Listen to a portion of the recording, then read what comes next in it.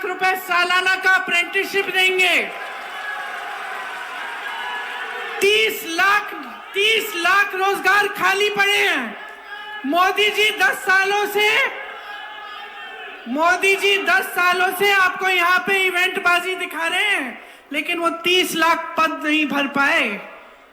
इतने बड़े प्रधानमंत्री हैं। मैं पहले कह रही थी, इनके जो नेता हैं कहते हैं कि अरे वाह, मोदी जी जैसा कोई नहीं, ऐसे चुटकी बजाएंगे सारे जंग बंद हो जाएंगे दुनिया में। वाह, तो चुटकी बजाएं, रोजगार दें, चुटकी बजाएं, महंगाई कम करें, चुटकी बजाएं, नया अस्पताल बना के दें, आपको संस्थाएं बनाएं, जैसे पंडित जवाहरलाल नेहरू से लेकर सारे कांग्रेस के जितने भी नेता रहे प्रधानमंत्री, उन्होंने बनाई। IIT, IIM, एम्स, ये सब किसने बनाया? ये चुटकी बजाते रहे और आप खाई में रहे और खड़े रहे, आप संघर्ष करते रहे, आप गरीबी में धंसे रहे, आपको मदद करने के लिए नहीं आए। ये बात समझ लीजिए भाई और बहनों, आपके दिलों में इस देश के लिए कुछ प्रेम होगा कि आप अपने बच्चों को सरहद पे भेजते हैं। एक भावना होगी देशभक्ति की, नौटंकी की नहीं, जो आपके सामने ये लोग दिखाते हैं, नौटंकी की नहीं, असली देशभक्ति की भावना। मैं ज्यादा इन चीजों के बारे में बात नहीं करती, लेकिन मैं आपको बता सकती हूं कि 19 साल की उम्र में जब मैं अपने शहीद पिताजी के टुकड़े घर लाई, तो मैं नाराज थी इस देश से। मैं नाराज थी, मेरे दिल में यह भावना थी। मैंने अपने पिता को भेजा, तुम्हारा काम था सुरक्षित रखना।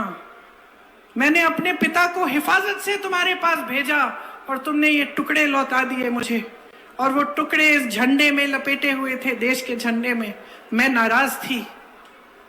मैं समझती हूं शहादत का क्या मतलब है। जैसे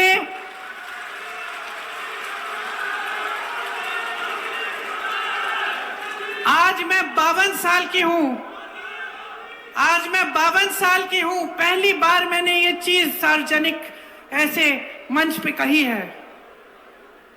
लेकिन वो जो नाराजगी थी मेरी, आस्ते आस्ते मैं समझी कि उस तरह की जो नाराजगी होती है वो सिर्फ उससे होती है जिससे प्रेम करते हैं हम। मेरे देश के लिए मेरे दिल में कितना प्रेम है, मैं कैसे समझाऊं। जब मोदी जी मंच पे खड़े होकर मेरे पिता को देशद्रोही बोलते हैं, जब मोदी जी कहते हैं कि मेरे पिताजी ने कोई कानून बदल दिया अपनी मां से विरासत लेने के लिए, तो मेरे दिल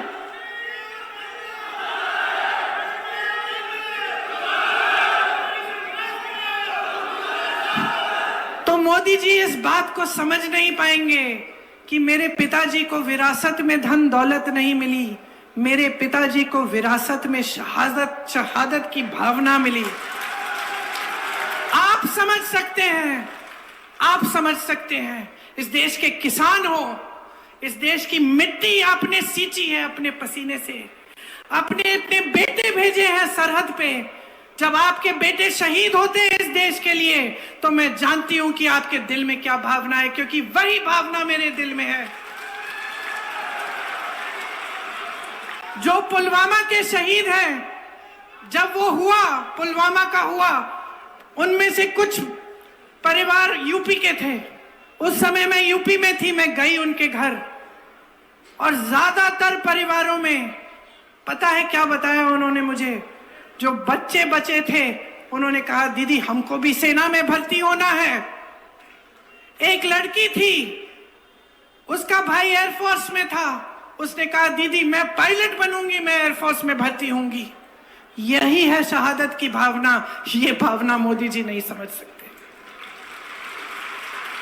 जो मोदी जी इंदिरा गांधी जैसी एक शहीद के बारे में उल्टी सीधी बातें करते हैं, जो मोदी जी इस भावना को देख के सिर्फ परिवारवाद देखते हैं लेकिन देशभक्ति नहीं देखते, देश की सेवा नहीं देखते, वो इस भावना को नहीं समझ सकते। मैं आपको ये कहने आई हूं कि हमें देशद्रोही कहें, हमें घर से निकाल दें, मेरे भाई को संसद से निकाल दिया, हम पे केस डाले, मेरे भाई पे इतने केस डाल दिए कि कभी इधर कभी उधर, कभी गुजरात में कभी बिहार में वो जाता है कचहरी, जाएगा, कुछ भी कर ले, मार डाले, लेकिन ये भावना हमारे दिल से कोई नहीं निकाल सकता। और क्योंकि हमारे दिल में ये भावना है, इसीलिए आज आपके सामने खड़े होकर मैं आपसे एक आग्रह करने आई हूं। मैं आपसे वोट मांगने नहीं आई हूं, मैं आपसे आग्रह करने आई हूं कि देश की जनता हो, सर्वोपरि हो, जागरूक हो जाओ। जो टीवी पे दिख रहा है, जो रोज रोज सिखाया जा रहा है, जो रोज रोज दिखाया जा रहा है, जो प्रचार किया जा रहा है, जो बड़ी बड़ी होर्डिंग्स लग रही हैं, वो सच्चाई नहीं है। तुम्हारा जीवन सच्चाई है। तुम जो लाल शर्ट पहन के वहां बैठे हो, तुम्हारा जीवन सच्चाई है। जो तुम पीली शर्ट पहन के वहां बैठे हो, मेरी बहन जो नीली साड़ी पहनी है, तुम्हारा जीवन सच्चाई है। सच्चाई वो है जो तुम जी रहे हो।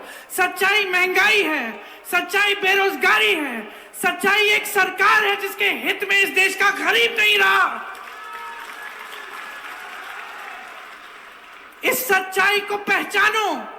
ये देश किस दिशा में जा रहा है, इस देश के नेता कितने निकम्मे बन गए हैं कि जब आपके सामने आते हैं 10 सालों के राज के बाद आपको एक चीज नहीं गिनाते जो इन्होंने आपके लिए की।